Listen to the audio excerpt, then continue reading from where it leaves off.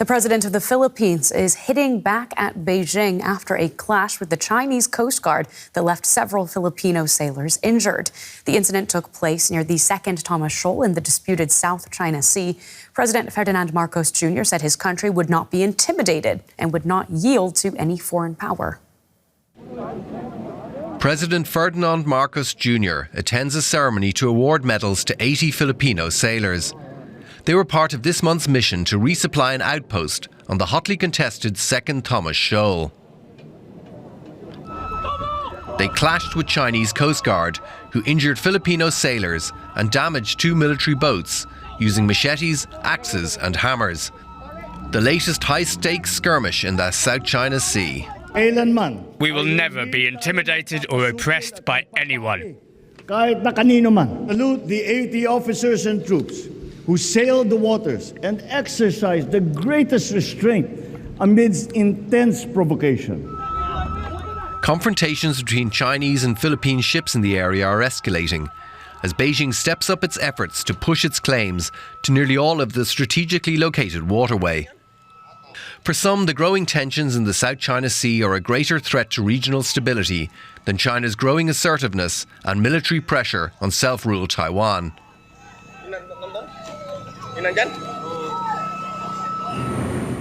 China claims almost all of the South China Sea, but the Philippines, Vietnam, Malaysia and Brunei all have competing claims to the waterway. Around 1/3 of global shipping passes through these waters, and it's also thought to contain vast deposits of oil and gas. Second Thomas Shoal lies about 200 kilometres from the western island province of Palawan.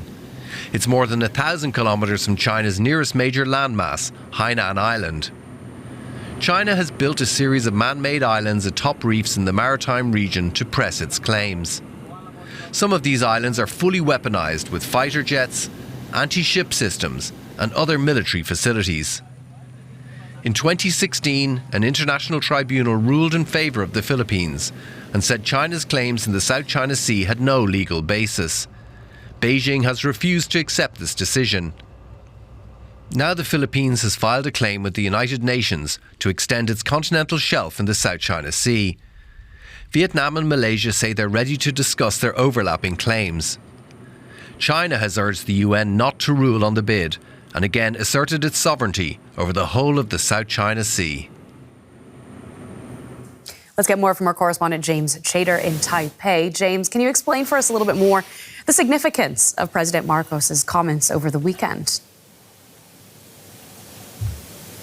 Absolutely, Claire. Well, first, just to reiterate the importance of the location that President Ferdinand Marcos Jr. made these comments in the Philippine province where these resupply missions to the Second Thomas Shoal launched from. He was awarding medals, as Clifford mentioned in that report, to Philippine sailors who were involved in these missions, citing intense provocation, although he formally didn't mention China in that speech. The inference from that speech very clear. Of course, this is the location that many are concerned China and the United States could be drawn into direct conflict because of a mutual defence treaty that Manila has with Washington. And people are watching across the South China Sea, not just in the Second Thomas Shoal, where there has been a spark in tensions recently, but also in the further afield Scarborough Shoal too. Yeah, that is really the big question raised here. Have we had any reaction, any response from China so far?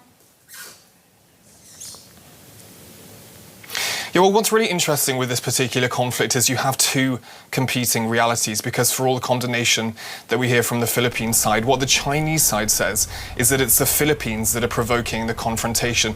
And we've seen since this more recent incident, the Chinese Foreign Ministry reiterating along these lines. After this most recent incident, they said that the Chinese Coast Guard behaved in a professional and restrained way, also adding that no direct measures were taken against Philippine personnel. That's despite a Philippine service member losing a finger in this recent incident. So really, you have to read between the lines. There are two competing narratives around these incidents, and the video evidence for many people speaks for itself. And it's not just China and the Philippines that have these competing claims in the South China Sea, is it? Can you tell us a little bit about diplomatic efforts, anything underway to try to resolve these tensions?